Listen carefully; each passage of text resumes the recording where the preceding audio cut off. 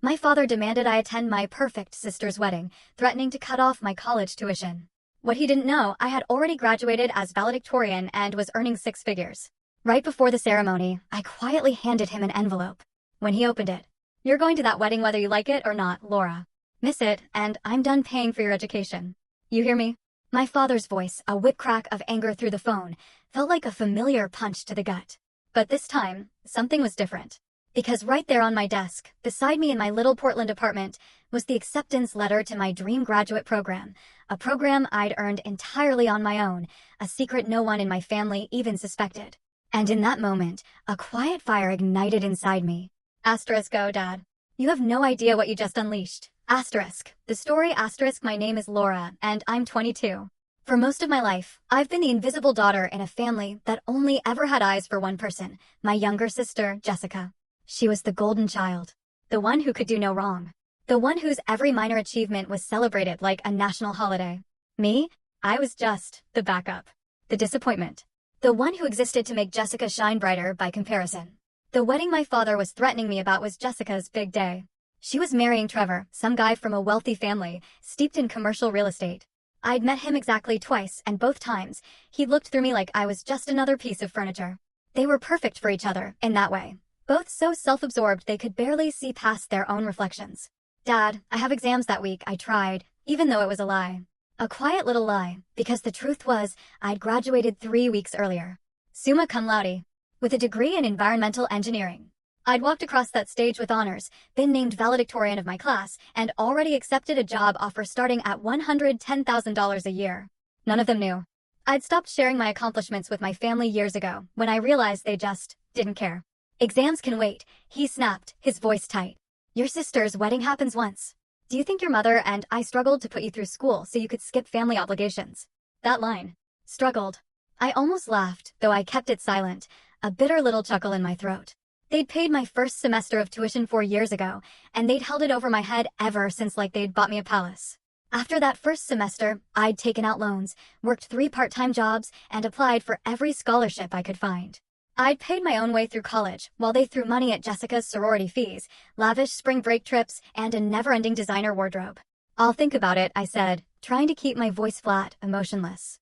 "You'll do more than think about it, Laura. You'll be there in a dress, with a smile on your face. Or you can forget about me writing another tuition check. Your choice." He hung up before I could respond. I set my phone down slowly, looking around my small apartment. It wasn't much, a studio with a tiny kitchenette and a bathroom that sometimes smelled like my neighbor's cooking, but it was mine. Every piece of furniture, every dish, every book had been paid for with money I'd earned myself. My family had no idea I'd been financially independent for years. The threat about tuition? It was laughable. There was no tuition left to pay. I'd finished my degree, graduated at the top of my class, and landed a position at Thornberry Systems, one of the top environmental engineering firms in the Pacific Northwest. I was set to start in 2 weeks, right after Jessica's wedding, which I had zero intention of attending. But my father didn't know that. Neither did my mother. And Jessica? She probably didn't even know I existed half the time. I picked up my phone again, scrolling through the family group chat. It was a dizzying flood of messages about the wedding, flower arrangements, seating charts, dress fittings, rehearsal dinner plans.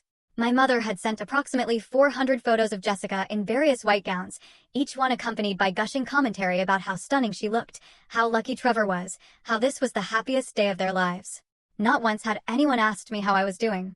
Not once had anyone acknowledged that I was finishing my final year of college. When I'd mentioned my graduation date a month ago, my mother had responded with, "That's nice, honey," and immediately changed the subject to Jessica's bachelorette party. I'd stopped expecting anything different years ago. Jessica was the star, and I was just the stagehand. That was our family dynamic, and it wasn't going to change. But what they didn't know, what they'd never bothered to find out, was that I'd outgrown needing their approval. I'd built a life they knew nothing about, achieved things they'd never celebrated, and created a future that had absolutely nothing to do with them. The envelope sat on my desk, thick and official.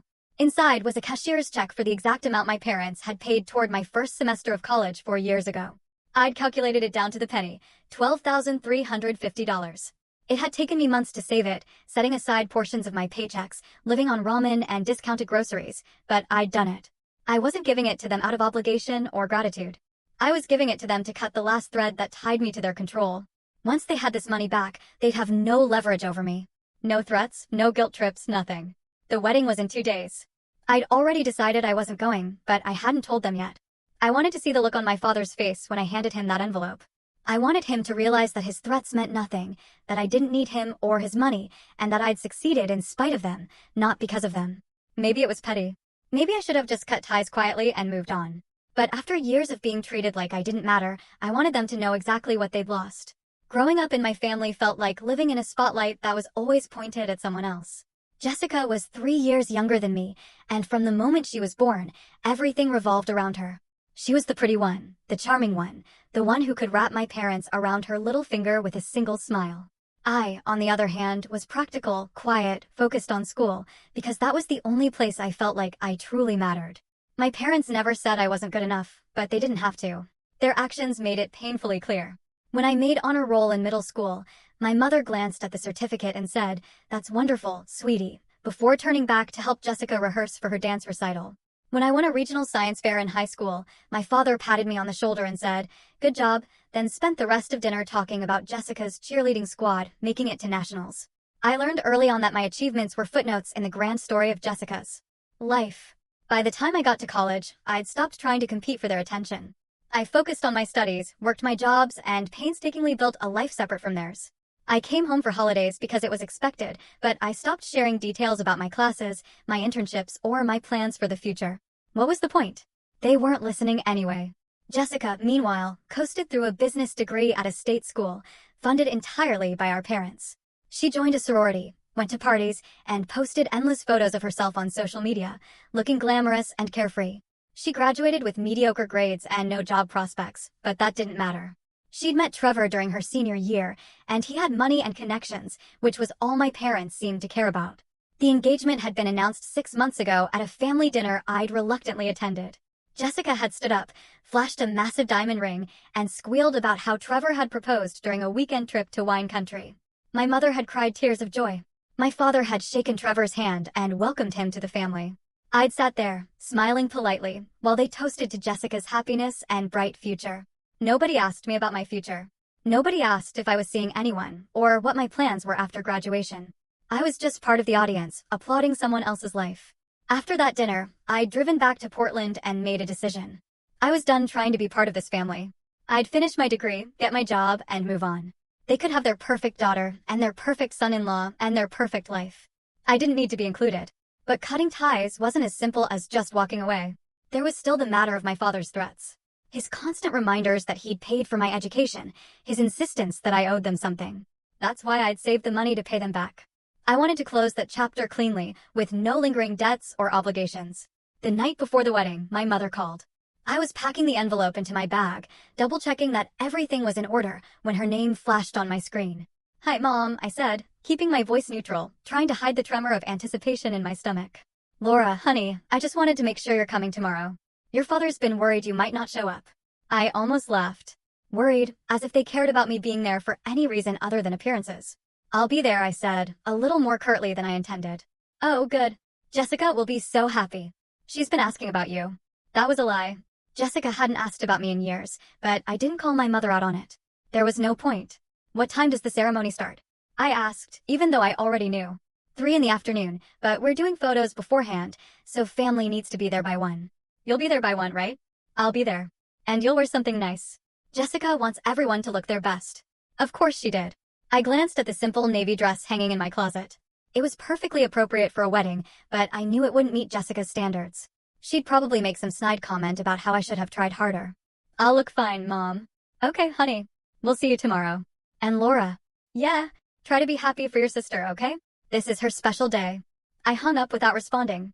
Try to be happy for her, as if I'd spent my entire life doing anything else. That night, I barely slept. I kept thinking about what I was going to say when I handed my father the envelope. I'd rehearsed it a dozen times in my head, but I still wasn't sure I'd be able to get the words out without my voice shaking. Part of me wondered if I should just mail the check and skip the confrontation altogether. It would be easier, cleaner, less dramatic. But another part of me, the part that had spent years being ignored and dismissed, wanted them to see me. Really see me. I wanted them to understand that I didn't need them, that I'd made it on my own, and that their approval had stopped mattering a long time ago. The wedding was at a venue in Beaverton, about 20 minutes from my apartment. I arrived at 1:15, 15 minutes late, because I'd sat in my car for an extra 10 minutes, trying to work up the nerve to go inside. The venue was beautiful, of course. Jessica had spared no expense. The garden was filled with white roses and twinkling lights, and a string quartet played softly near the entrance. Guests milled around in expensive clothes, sipping champagne and admiring the decorations. I walked inside and immediately spotted my parents near the front, talking to Trevor's family. My father was laughing at something Trevor's dad had said, his hand resting on my mother's back. They looked happy, proud, completely absorbed in the moment. I took a deep breath, gripped the envelope in my hand, and walked toward them. My father saw me first. His expression shifted instantly from relaxed to annoyed. "You're late," he said, loud enough that a few people turned to look. "Traffic." I lied, my voice a little too sharp. My mother glanced at my dress and frowned. "Oh, Laura, that's what you're wearing?" I looked down at my navy dress. It was modest, elegant, and perfectly appropriate. But I knew what she meant. It wasn't flashy. It didn't scream wealth or status. It was just a dress. "It's fine," I said. "Well, I suppose it'll have to do. Come on, we need to take family photos before the ceremony." She gestured toward a group gathering near a floral arch. I didn't move. Instead, I held out the envelope to my father. "What's this?" he asked, taking it but not opening it. "Open it." I watched his face carefully. He gave me a suspicious look, then tore open the envelope. His eyes widened as he pulled out the check. "What is this?" he repeated, but his tone had changed. He wasn't annoyed anymore. He was utterly confused. "It's a check for $12,350, I said, my voice steady now, stronger than I expected. "That's the exact amount you paid for my first semester of college. I'm paying you back." My mother leaned in to look at the check, her mouth falling open. "Laura, what are you talking about?" "I'm talking about the fact that you've been holding that tuition payment over my head for 4 years. You've threatened to stop paying for my education every time I didn't do what you wanted. Well, I'm done. That's your money back. Now you don't have any leverage." My father stared at me like I'd spoken a foreign language. "Leverage? Laura, what are you talking about? We were trying to help you." "Help me?" I let out a short, bitter laugh. "You paid for 1 semester and then acted like you'd funded my entire degree. I paid for the rest myself. Loans, scholarships, 3 jobs. I did it all on my own while you threw money at Jessica like it was confetti." "That's not fair," my mother said, her voice rising, starting to attract more attention. "We've always supported you." "No, you haven't. You supported Jessica. I was just an afterthought." People were starting to stare now. I could see guests pausing their conversations, turning their heads toward us. My father's face flushed red, and he stepped closer, lowering his voice. "This is not the time or place for this conversation. Your sister is about to get married." "I know," I said, my voice hardening. "And I'm not staying." "What?" "I'm not staying for the wedding. I came here to give you that check and to tell you that I'm done. Done pretending I'm part of this family. Done being invisible. Done letting you treat me like I don't matter." My mother reached out like she was going to grab my arm, but I stepped back. "Laura, you're being ridiculous. You can't just leave. Watch me." I turned and started walking toward the exit. My father called after me, his voice sharp and commanding, "Laura, get back here right now." I didn't stop. I kept walking, my heart pounding, my hands shaking, but my steps steady. Behind me, I could hear my mother's voice, high-pitched and frantic, saying something about how embarrassing this was. How I was ruining everything. But I wasn't ruining anything. For the first time in my life, I was choosing myself. I made it to my car and sat behind the wheel, gripping the steering wheel so hard my knuckles turned white. Part of me expected my father to come storming after me, to demand I come back, to threaten me with something new. But he didn't. I started the engine and pulled out of the parking lot, leaving the venue and my family behind. As I drove back toward Portland, I felt a strange mix of emotions: relief, sadness, anger, and exhilarating freedom. I'd spent so long trying to earn my parents' approval, trying to prove I was worth their attention. And for what? They were never going to see me the way I wanted them to. But here's the thing, I didn't need them to. I'd built a life without their help. I'd earned my degree, landed my job, and proven to myself that I was capable and strong. Their opinion of me didn't change any of that. Still, there was a small, nagging thought in the back of my mind. They didn't know about my graduation. They didn't know about my job. They didn't know what I'd accomplished. Part of me wanted them to find out, to see exactly what they'd dismissed, what they'd overlooked. But another part of me wondered if it even mattered. Would it change anything? Would they suddenly realize they'd been wrong about me?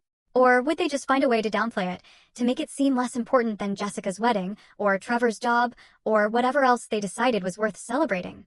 I didn't have the answers. All I knew was that I'd taken the first step toward cutting them out of my life. And as terrifying as that felt, it also felt undeniably right. When I got home, I poured myself a glass of wine and sat on my couch, staring at the acceptance letter for the graduate program. I hadn't decided yet if I was going to accept it. The job at Thornberry Systems was incredible, and I didn't want to pass it up. But the program would open even more doors, give me even more opportunities. For the first time in a long time, I had choices. Real choices. And nobody was going to take that away from me. My phone buzzed. It was a text from Jessica. "Where did you go? Mom said you left. What's going on?" I stared at the message for a long moment, then deleted it without responding. Whatever happened next, I was done explaining myself to people who didn't care. The week after I left Jessica's wedding, my phone exploded with messages. My mother called 17 times in 3 days. My father sent increasingly angry texts, demanding I explain myself. Jessica left voicemails that started out confused and quickly turned accusatory. I ignored all of them. Instead, I focused on preparing for my new job. I spent my days researching Thornberry Systems, reviewing the projects I'd be working on, and organizing my apartment.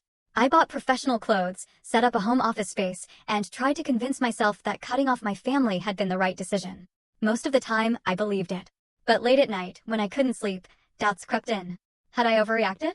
Should I have just sucked it up and attended the wedding? Was I being petty and vindictive? Then I'd remember the way my father had looked at me when I handed him that check. Not with understanding or pride, but with confusion and irritation, like I'd interrupted something important. I'd remember my mother's immediate concern about my dress, not about me. And I'd remember the years of being overlooked, dismissed, and treated like a supporting character in someone else's story. No, I hadn't overreacted. I'd finally stood up for myself. On Thursday afternoon, 5 days after the wedding, someone knocked on my apartment door. I looked through the peephole and saw Jessica standing in the hallway, dressed in designer jeans and a silk blouse, her hair perfectly styled. I considered not opening the door, but curiosity got the better of me. "What are you doing here?" I asked, keeping the door partially closed. "Can I come in? How did you even get my address?" "Mom had it from when you moved in. Can I please come in? We need to talk." I hesitated, then stepped aside. Jessica walked into my apartment and looked around, her nose wrinkling slightly. I knew what she was thinking. My place was small, simple, nothing like the luxury condo she and Trevor had just moved into. "What do you want, Jessica?" She turned to face me, and I was surprised to see tears in her eyes. "I want to know why you ruined my wedding." "I didn't ruin your wedding. I left before it even started." "Exactly. You left, and it caused this huge scene. Mom spent the entire ceremony crying. Dad was furious. Everyone was asking where you were and what happened. Do you have any idea how embarrassing that was?" I crossed my arms. "I'm sorry my absence was inconvenient for you. That's not what I meant." She wiped at her eyes, smudging her mascara. "I just don't understand. Why would you do that? Why would you give Dad that money and just walk out?" "Because I'm tired of being treated like I don't matter." "What are you talking about? You matter. You're my sister." I laughed, but there was no humor in it. "Really? When's the last time you asked me how I was doing? When's the last time Mom or Dad came to one of my events or celebrated one of my accomplishments?" Jessica looked genuinely confused. What accomplishments? And there it was. The proof that I'd been invisible all along. "I graduated 3 weeks ago," I said quietly. "Summa cum laude, valedictorian. I gave a speech at the ceremony. None of you came because none of you knew about it. I didn't tell you because I knew you wouldn't care." Her mouth fell open. "You graduated? Why didn't you say anything?" "Because every time I tried to talk about my life, you or Mom or Dad changed the subject to talk about you. Your sorority, your boyfriend, your wedding, your plans. There was never room for me in the conversation." Jessica sank onto my couch, looking genuinely shaken. "I didn't know." "Of course you didn't. You never asked." "Laura, I'm sorry. I really am." Her voice was soft. "I didn't realize that you were the only one Mom and Dad cared about. That I spent my entire childhood and most of my adult life trying to get them to notice me. That I worked 3 jobs to pay for college while they handed you everything." She flinched. "That's not fair. I didn't ask them to do that." "No, but you never questioned it either. You never once thought about how it might feel to be me. Always standing in your shadow. Always being compared to you and coming up short. I never compared us. That was Mom and Dad. And you benefited from it." I sat down in the chair across from her. "Look, I'm not angry at you, Jessica. Not really. You didn't create this dynamic, but you didn't do anything to change it either. And neither did I, until now." She was quiet for a long moment, staring at her hands. "What happens now?" "I don't know. I start my new job on Monday. I'm moving on with my life without us. Without expectations. Without needing your approval or Mom and Dad's validation. If you want to be part of my life, you're going to have to actually be interested in my life, not just show up when it's convenient." Jessica nodded slowly. "I can try. I want to try." "Then start by listening. I got a job at Thornberry Systems. I'm going to be working on environmental engineering projects, designing sustainable water systems. I'm making six figures. I'm also considering a graduate program that would let me specialize in environmental policy. Her eyes widened. Laura, that's amazing. I had no idea. Nobody did. Because nobody asked. She stood up, looking uncertain. I should go. Trevor's waiting in the car. But Laura, I really am sorry, and I'm proud of you. For what it's worth. I walked her to the door. As she stepped into the hallway, she turned back. Are you going to talk to Mom and Dad? I don't know. Maybe eventually. But not now. I need space. She nodded and left. I closed the door and leaned against it, feeling exhausted. The conversation had been emotionally draining, but it had also felt necessary. Maybe Jessica would actually make an effort. Maybe she wouldn't. Either way, I'd said what I needed to say. My phone buzzed. It was a text from my father. Your mother is devastated. You owe her an apology. I stared at the message, anger rising in my chest. Even now, after everything, he was making it about them, about how my actions had hurt them. Not once had he acknowledged how they'd hurt me. I typed out a response and deleted it 3 times before finally settling on something simple. I don't owe anyone anything. I paid you back. We're even. His reply came immediately. That money doesn't erase 18 years of raising you. You're being selfish and ungrateful. Selfish. The word stung because part of me worried he was right. But the larger part of me knew he was wrong. Taking care of yourself isn't selfish. Setting boundaries isn't ungrateful. And refusing to accept mistreatment isn't a character flaw. I turned off my phone and went to bed early, trying to clear my head before my first day at the new job. My first week at Thornberry Systems was overwhelming in the best way possible. The office was modern and bright, with an open floor plan and floor-to-ceiling windows overlooking the city. My team consisted of 6 other engineers, all brilliant and passionate about environmental sustainability. My supervisor, Gretchen, was a woman in her 50s who'd been in the industry for decades and had a reputation for being both demanding and supportive. I threw myself into the work, grateful for the distraction. We were in the early stages of designing a water reclamation system for a municipality outside Seattle, and I spent hours running calculations, reviewing environmental impact assessments, and collaborating with the team on design solutions. For the first time in weeks, I felt like myself again. Not someone's daughter or someone's sister. Just Laura, an engineer doing work that mattered. On Friday afternoon, Gretchen called me into her office. How's your first week been? She asked, gesturing for me to sit. Good. Really good. I'm learning a lot. You're doing excellent work. I've been impressed with your contributions this week. She paused. I also wanted to mention something. We're putting together a proposal for a major project with the city of Portland. It's a comprehensive sustainability initiative, water systems, waste management, green infrastructure. If we win the contract, it'll be one of the biggest projects the company has ever taken on. That sounds incredible. It is. And I want you on the team. You'd be working closely with me and 2 senior engineers. It's a lot of responsibility, especially for someone just starting out, but I think you can handle it. I felt a surge of excitement, a rush of pure professional pride. I'd love to be part of it. Good. We're presenting the proposal to the City Council in 3 weeks. I'll need you to help with the technical documentation and be prepared to answer questions during the presentation. I left her office feeling energized and proud. This was exactly the kind of opportunity I'd worked so hard for, and I'd earned it on my own merit. Not because of family connections or favoritism. That evening, I met up with Kelsey, my best friend from college. She was one of the few people who knew the full story of my family dynamics. We met at a small restaurant in downtown Portland, and I filled her in on everything that had happened since the wedding. I still can't believe you actually handed him a check and walked out, she said, shaking her head in admiration. That's the most badass thing I've ever heard. It didn't feel badass at the time. It felt terrifying. But you did it anyway. That's what matters. She took a sip of her wine. Have you heard from them since Jessica came by? My dad keeps texting me. My mom leaves voicemails. I've been ignoring most of it. Good. You don't owe them anything, Laura. You've been taking care of yourself for years. They just didn't notice. That's the thing that bothers me the most. They didn't notice. I worked so hard to be independent, to not need their help, and they just assumed I was struggling or failing or whatever. They never once considered that I might actually be succeeding. Kelsey reached across the table and squeezed my hand. Their loss. Seriously, you're brilliant and successful, and you don't need their validation. You know that, right? I'm starting to. We spent the rest of dinner talking about her job, her dating life, and our plans for the summer. It felt good to focus on normal things, to have a conversation that wasn't weighed down by family drama. When I got home that night, I found an envelope slipped under my door. My heart sank when I recognized my mother's handwriting on the front. Inside was a card with a generic message about family and forgiveness. Below the printed text, my mother had written, "Laura, please come home. We miss you and we love you. Whatever issues we have, we can work through them together. You're our daughter and we want you in our lives. Please call me. Love, Mom." I stared at the card for a long time, feeling a complicated mix of emotions. Part of me wanted to believe her, wanted to think that maybe things could be different.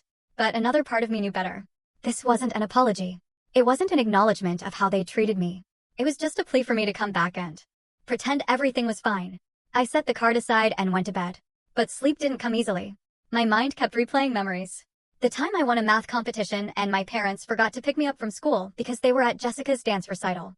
The Christmas when I got practical gifts like socks and a calculator, while Jessica got a new laptop and designer purse.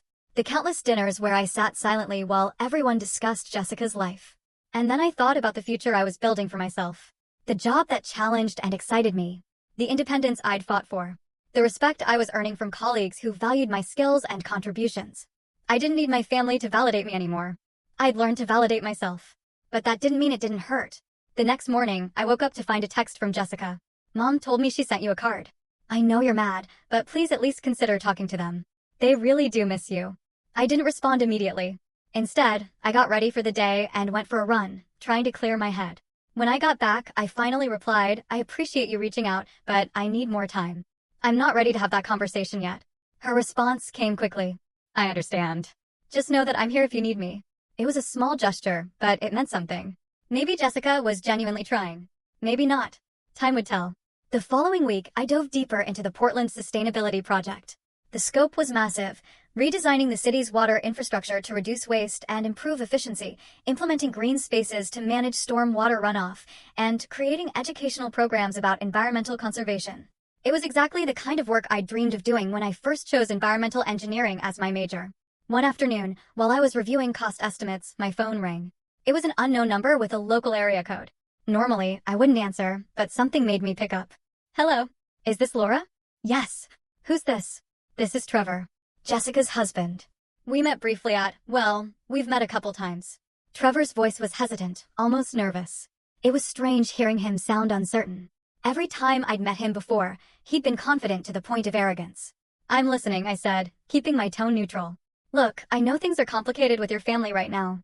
Jessica told me what happened at the wedding, and I wanted to reach out because I think there's something you should know." "What is it?" He paused. "Can we meet in person?" "I'd rather not have this conversation over the phone." I hesitated. Meeting Trevor alone felt weird, and I wasn't sure I trusted his motives, but curiosity won out. "Fine. There's a coffee shop on Northwest 23rd called Brew Point. I can meet you there in an hour." "I'll be there." I spent the next 45 minutes trying to figure out what Trevor could possibly want to tell me. Maybe he was playing mediator for my parents. Maybe Jessica had sent him. Or maybe this was something else entirely. When I arrived at Brew Point, Trevor was already there, sitting at a corner table with 2 cups of coffee in front of him. He stood when he saw me, looking uncomfortable in jeans and a casual button-down shirt. "Thanks for meeting me," he said, gesturing to the chair across from him. "I got you a coffee. I wasn't sure what you liked, so I just got a regular drip." "Thanks." I sat down and wrapped my hands around the warm cup, waiting for him to explain. Trevor ran a hand through his hair, a nervous gesture that seemed out of character. "Okay, so I'm just going to say this straight out because I don't know how else to do it. Your parents have been lying to Jessica and me about their financial situation." I frowned. "What do you mean?" "About 3 months ago, your dad came to me asking for a loan. He said they were having some temporary cash flow issues with his business and needed $20,000 to cover expenses until a big client paid them. He promised to pay me back within 60 days. My father ran a small consulting firm that helped businesses with financial planning. It was a decent business, but not exactly lucrative. Still, $20,000 seemed like a lot to ask for." "Did you give it to him?" "I did. He's family, and I wanted to help. But the 60 days came and went, and when I asked about it, he kept making excuses. First, it was that the client payment was delayed. Then it was that they had some unexpected expenses. Eventually, he told me he'd pay me back after Jessica's wedding. Let me guess, he hasn't paid you back." "No. And when I pressed him about it last week, he told me that he actually needs another $15,000 to keep the business afloat. He said if I didn't help them, they might lose everything." I sat back in my chair, processing this information. "So, what does this have to do with me?" I asked, though a cold suspicion was already forming in my gut.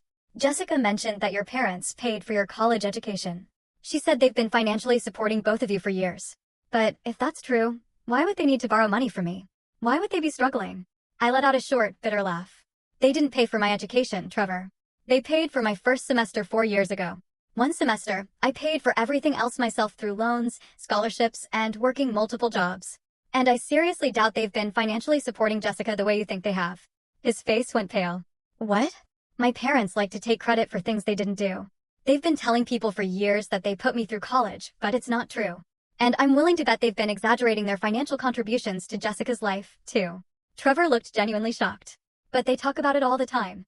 About how much they've invested in both of you, how much they've sacrificed. It's a performance. They want people to think they're generous, supportive parents, but the reality is very different. I paused. Did my dad say why his business is struggling? He said it's been a tough market, that clients are tightening their budgets, the usual stuff. But now I'm wondering if any of it is true. It might be true. Or he might be bad at managing money and too proud to admit it. Either way, it's not your problem. I know, but Jessica is worried about them. She thinks they're on the verge of losing their house. She's been talking about us helping them financially long-term, maybe even moving them in with us if things get really bad. I could see the panic in his eyes now. Trevor came from money, but he wasn't stupid. He knew that supporting his in-laws indefinitely could drain his resources and strain his marriage. What do you want me to do about it? I asked. I don't know. I just thought you should know what's happening. And I guess I wanted to ask you directly, did they really pay for your college? No. They paid $12,350 4 years ago. I paid them back last week.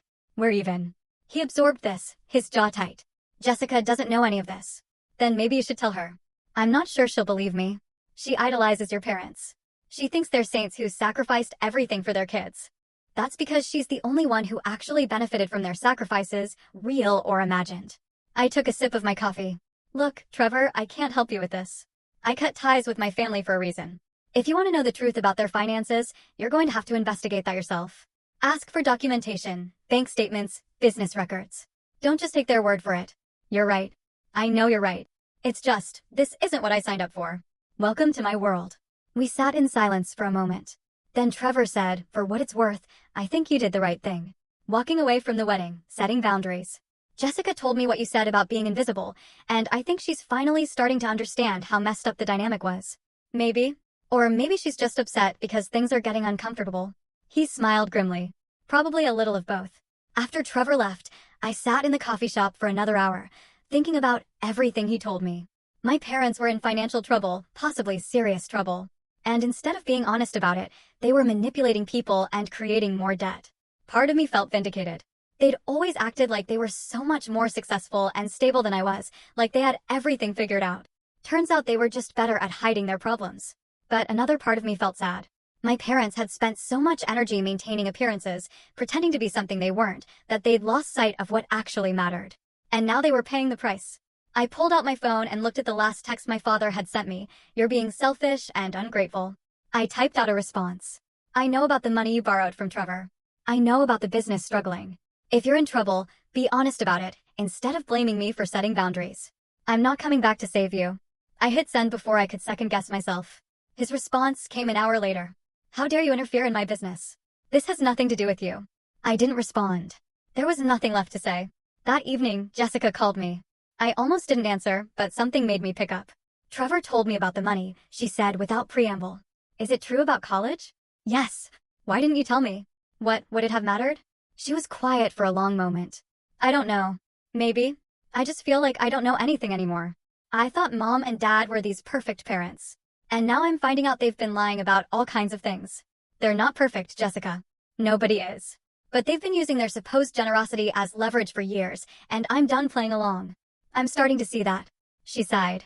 Trevor wants to ask them for financial records before we give them any more money. I think he's right, but I don't know how to bring it up without them getting angry. That's between you and Trevor. I can't help you with that. I know.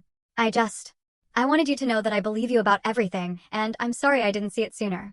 It was the closest thing to a real apology I'd gotten from anyone in my family. It didn't fix everything, but it was something. Thanks, Jessica. After we hung up, I sat on my couch and stared at the ceiling, feeling emotionally exhausted. The past 3 weeks had been a whirlwind of confrontations, revelations, and decisions. I'd cut ties with my parents, started a new job, and watched my family's carefully constructed facade begin to crumble. And through it all, I'd stayed true to myself. I'd set boundaries. I'd demanded respect. I'd refused to let them make me feel small anymore. It wasn't easy. It wasn't comfortable. But it was necessary. My phone buzzed with a text from Kelsey. How are you holding up? I smiled and typed back. I'm okay. Better than okay, actually. I'm finally free. 3 weeks after my conversation with Trevor, I was deep into preparations for the Portland Sustainability Project presentation. Our team had put together a comprehensive proposal that included detailed technical specifications, cost analyses, environmental impact projections, and implementation timelines. It was some of the best work I'd ever been part of, and I was proud of what we'd created. The presentation was scheduled for a Thursday afternoon at City Hall. The City Council would be there, along with representatives from several other firms competing for the contract. It was high stakes, and I'd spent the previous week rehearsing my portions of the presentation until I could recite them in my sleep. On Wednesday evening, the night before the presentation, my phone rang. It was my mother. I stared at the screen for a long moment, debating whether to answer. We hadn't spoken since the wedding, and I wasn't sure I was ready for whatever conversation she wanted to have. But curiosity got the better of me. Hello. Laura, honey, it's Mom. Her voice was strained, like she'd been crying. I need to talk to you about something important. What is it? It's your father. He's had a heart attack. My stomach dropped. What? When? This afternoon, he collapsed at the office. They rushed him to the hospital, and he's stable now. But the doctors say he needs to make some major lifestyle changes. Less stress, better diet, more rest. I sank onto my couch, processing this information. Despite everything, he was still my father. The thought of him having a heart attack scared me more than I wanted to admit. Is he going to be okay? They think so. But Laura, we need to talk about his business. With him in the hospital, someone needs to step in and help manage things, at least temporarily. And with everything that's been happening, I thought maybe you could know. My voice was firm, though my heart was aching. Laura, please. I know things have been difficult between us, but your father needs help.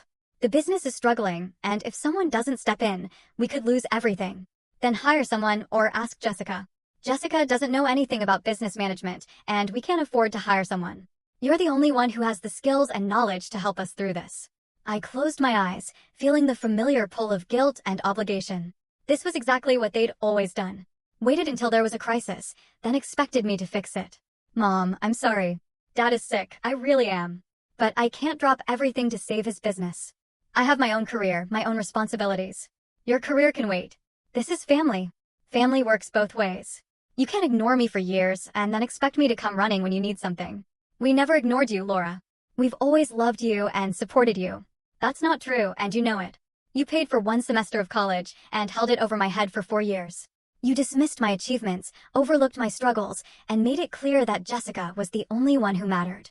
And now that you need something from me, suddenly I'm important? That's not fair. We did the best we could. Maybe, but your best wasn't good enough. And I'm not going to sacrifice my life to fix your problems. She was silent for a moment. When she spoke again, her voice had turned cold. So, that's it.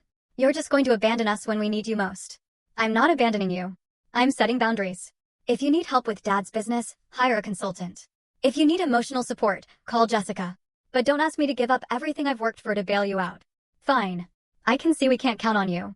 I'll figure something else out. She hung up before I could respond. I sat there holding my phone, feeling shaken. Part of me wondered if I'd made the wrong choice, if I was being too harsh. But another part of me knew I'd done the right thing. I couldn't keep sacrificing myself for people who only valued me when they needed something. That night, I barely slept. My mind kept replaying the conversation with my mother, imagining worst-case scenarios where my father died and my family blamed me for not helping. But I also kept reminding myself of all the times they dismissed me, all the ways they'd made me feel worthless. I couldn't let guilt manipulate me into going back. The next morning, I got up early and put on my best professional outfit, a charcoal gray suit with a cream blouse. I styled my hair carefully, applied minimal makeup, and checked my reflection in the mirror. I looked confident, capable, like someone who belonged in a room full of city officials and business leaders. At the office, my team gathered for a final run-through of the presentation. Gretchen gave us a pep talk about staying calm and confident, answering questions directly, and remembering that we had the best proposal.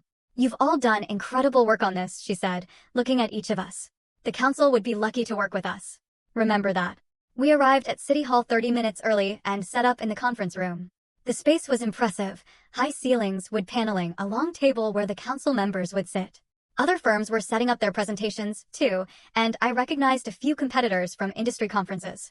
At exactly 2 o'clock, the council members filed in and took their seats. There were 7 of them, a mix of men and women ranging from their 30s to their 60s. The council president, a woman named Diane, called the meeting to order. Thank you all for being here today. We'll be hearing presentations from 4 firms competing for the Portland Sustainability Initiative contract. Each firm will have 30 minutes to present, followed by 15 minutes for questions. Let's begin with Thornberry Systems. Gretchen stood and launched into the opening portion of our presentation, outlining the scope and vision for the project. Then she turned it over to Marcus, one of the senior engineers, who walked through the technical specifications for the water infrastructure redesign. When it was my turn, I stood and approached the screen where our slides were displayed. My heart was pounding, but I kept my voice steady. Good afternoon. I'm Laura, and I'll be discussing the environmental impact assessment and long-term sustainability metrics for this project. I clicked to the first slide, which showed projected water conservation numbers over a 20-year period. I'd spent hours on these calculations, verifying every figure, making sure our predictions were both ambitious and realistic. Based on our models, implementing this water reclamation system would reduce municipal water consumption by 32% in the first 5 years, with that number increasing to 48% by year 10 as the system reaches full optimization. I walked them through the data, explaining the methodology, addressing potential concerns, and highlighting the environmental benefits. As I spoke, I could see some of the council members nodding, taking notes, leaning forward with interest. When I finished my section, I handed the presentation back to Gretchen, who closed with budget projections and implementation timelines.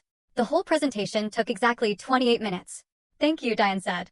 Now we'll open the floor for questions. The questions came fast and intense. The council members wanted to know about permit requirements, construction timelines, maintenance costs, and community impact. Our team fielded each question smoothly, drawing on weeks of preparation and research.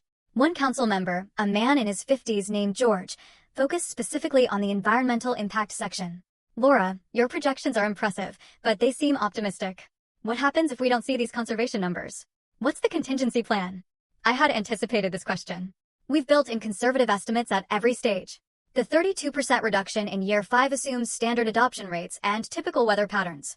Even in a worst-case scenario, say, slower public adoption or a particularly wet year that reduces the urgency of conservation, we'd still see a minimum 20% reduction. And our implementation plan includes quarterly assessments, so we can adjust strategies in real time if needed. He seemed satisfied with that answer. A few more questions followed, mostly technical details that Marcus and Gretchen handled expertly. When the 15-minute question period ended, Diane thanked us and called a brief recess before the next presentation. We gathered our materials and moved to the hallway. Gretchen had a huge smile on her face. That was excellent. You all did fantastic, especially you, Laura. You handled those environmental questions like a pro. Thanks. I was nervous about that part. You didn't show it. You came across as confident and knowledgeable, exactly what they need to see. We waited while the other 3 firms presented. I tried to focus on reviewing our proposal, looking for any weaknesses in case we needed to submit revisions, but my mind kept drifting. I thought about my father in the hospital, my mother's phone call, the weight of family expectations that I'd finally managed to shake off. And then I thought about this presentation. This opportunity. This career I'd built entirely on my own. I'd earned my place in this room. Nobody had given it to me. Nobody had pulled strings or made calls on my behalf. It was mine. After all 4 presentations were complete, Diane addressed the room. Thank you to all the firms who presented today. The council will deliberate over the next week and announce our decision at next Thursday's public meeting. We appreciate the time and effort that went into these proposals. We packed up and headed back to the office. The energy in the car was buzzing with excitement and nervous anticipation. Gretchen treated the whole team to an early dinner at a nice restaurant downtown, and we spent the evening decompressing and analyzing how the presentation had gone. I think we have a real shot at this, Marcus said, raising his glass. Honestly, our proposal was stronger than anything else they saw today. Don't get overconfident, Gretchen warned, but she was smiling. But yes, I think we did well. Now we wait. When I got home that night, I found another envelope under my door. This time, it was from my father. His handwriting was shaky but recognizable. Inside was a short letter. Laura, your mother told me about your conversation last night. I'm disappointed in your decision, but I suppose I shouldn't be surprised. You've made it clear that your career is more important than family. I hope you can live with that choice. When I'm gone, remember that I asked for your help and you refused. Dad. I read it twice, feeling a mix of anger and sadness. Even from a hospital bed. Even after a heart attack, he was trying to manipulate me with guilt. The letter wasn't an attempt to mend our relationship or acknowledge his part in our estrangement. It was a weapon, designed to make me feel like a terrible daughter. I walked to my kitchen, turned on the stove, and held the letter over the flame until it caught fire. I dropped it into the sink and watched it burn, the paper curling and blackening, his words turning to ash. I wasn't going to carry his guilt anymore. The next week crawled by. Every day at work felt like waiting for exam results. We'd submitted our proposal, done our best, and now the decision was out of our hands. I tried to focus on other projects, but it was hard to concentrate. On Tuesday evening, Jessica called. "Hey," she said, "I heard about Dad. Mom said you refused to help with the business." That's not exactly what happened, but sure. I'm not calling to lecture you, Laura. Actually, I wanted to tell you that Trevor and I talked to Mom and Dad about their finances. We asked to see bank statements and business records, and it's worse than we thought. Dad's business has been losing money for over a year. They've been living on credit cards and loans, using new debt to pay off old debt. They're in serious trouble. What are you going to do? I asked, a knot forming in my stomach. Trevor's arranging for them to meet with a financial advisor, someone who can help them restructure their debt and maybe file for bankruptcy if it comes to that. We're also setting up a meeting with a business broker to see if Dad's firm has any value as a sale. That sounds like the right move. Yeah. And Laura? Trevor asked them directly about your college tuition. Dad admitted he only paid for one semester. Mom tried to defend it, said they'd planned to pay for more but couldn't afford it. But the point is, they lied to us. To their friends. Probably to themselves. I'm sorry. I didn't believe you sooner. It's okay. You believed what they told you. That's not your fault. It kind of is though. I should have paid more attention. I should have asked you about your life instead of just assuming everything was fine. She paused. I know things are still complicated between us, but I want to try to have a real relationship with you. Not the fake sister stuff where we only see each other at holidays. Actually knowing each other. I'd like that too. Good. Can we get coffee sometime? Just the two of us. Yeah, I'd like that. After we hung up, I felt lighter. Maybe Jessica and I would never be super close, but at least we could be honest with each other. That was more than we'd ever had before. Thursday arrived, the day the city council would announce their decision.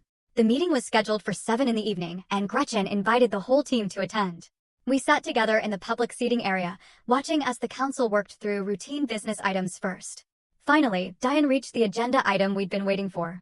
Next, we have the announcement regarding the Portland Sustainability Initiative contract. After careful deliberation and review of all 4 proposals, the council has reached a unanimous decision. My heart was pounding so hard I could feel it in my throat. The contract will be awarded to Thornberry Systems. Their proposal demonstrated the most comprehensive approach to environmental sustainability, the most realistic timeline, and the strongest technical expertise. Congratulations to the Thornberry team. The conference room erupted in applause. Gretchen grabbed my hand and squeezed it, her eyes shining with excitement. Marcus was grinning ear to ear. The rest of the team was hugging and congratulating each other. We'd won. The next few weeks were a blur of contract negotiations, project planning meetings, and press coverage. The Portland Sustainability Initiative was big news in the local environmental community, and several media outlets wanted to interview the team behind it. Gretchen selected me to participate in a few of these interviews, and I found myself being quoted in the newspaper and featured in a local business journal article about young professionals making an impact. One article included my photo and a brief bio, mentioning that I graduated valedictorian from my engineering program. The day it was published, I received a text from Jessica. Mom saw the article. She's freaking out. Just wanted to give you a heads up. Sure enough, an hour later, my mother called. I let it go to voicemail, but I listened to the message later. Laura, I saw the article about your project. I had no idea you were working on something so important. Your father and I are very proud of you. I know things have been difficult, but we'd love to see you and talk about everything. Please call me back. Love, Mom. I deleted the message without responding. 2 days later, a package arrived at my apartment. Inside was a framed copy of the newspaper article featuring me, along with a card from my parents. Laura, we're so proud of everything you've accomplished. We always knew you were capable of great things. We hope you'll give us a chance to be part of your success. Love, Mom and Dad. I stared at the card for a long time, feeling a complicated mix of emotions. They were proud of me now, that my success was public, now that they could brag about it to their friends. But where were they when I was struggling through college? Where were they when I graduated with honors?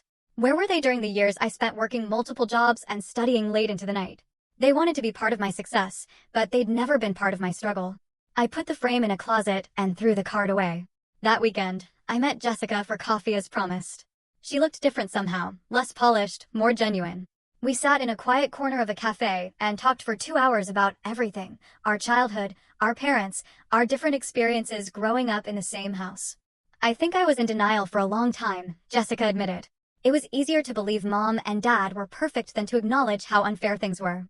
But after everything that's happened, Trevor's loan, Dad's heart attack, finding out about the business, I can't pretend anymore. It's hard to see your parents as flawed human beings instead of infallible authority figures. Yeah, and I feel guilty too, you know. Guilty that I benefited from their favoritism. Guilty that I didn't stand up for you. Guilty that I just accepted everything without questioning it. You were a kid, Jessica. You can't blame yourself for how they chose to treat us. Maybe not. But I can take responsibility for how I treat you now.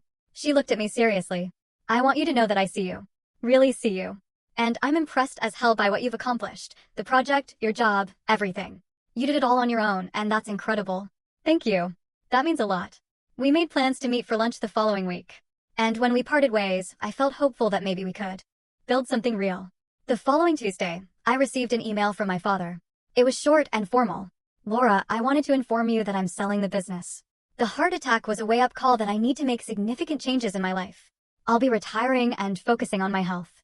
Your mother and I are also downsizing to a smaller house to reduce our financial burden. I know our relationship has been strained, but I hope you can understand that I did my best as a father. If you're willing, I'd like to meet for coffee sometime to talk. No pressure, just a conversation. Dad. I read the email 3 times, looking for manipulation or guilt trips. But it seemed genuine.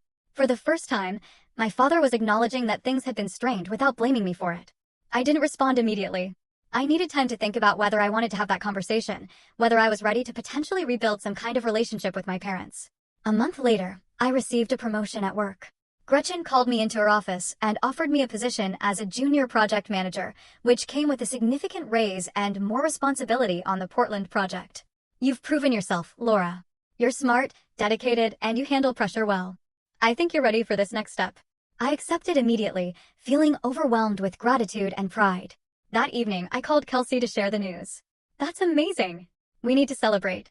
Dinner tomorrow night. Absolutely. And hey, have you thought any more about the graduate program? The application deadline is coming up. I had been thinking about it. The program would mean 2 more years of school, but it would also open up opportunities for leadership roles and environmental policy. I could make an even bigger impact. I think I'm going to apply. I can do it part-time while working, and Thornberry has a tuition reimbursement program. Do it. You've come so far, Laura. Don't stop now. She was right. I'd worked too hard to stop pushing forward. I spent the next few weeks balancing my new responsibilities at work with my graduate school application. I wrote essays about my passion for environmental sustainability, my vision for creating systemic change, and my commitment to using engineering as a tool for social good. I also finally responded to my father's email.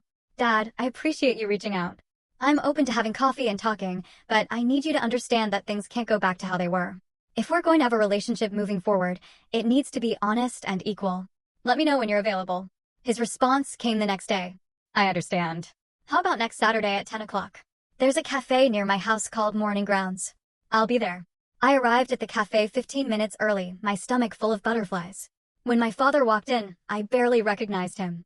He'd lost weight. His face was drawn, and he moved carefully, like someone still recovering from a serious illness.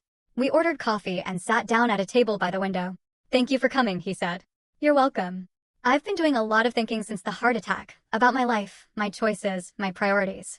And I realized I've made a lot of mistakes, especially with you. I waited, not sure where this was going.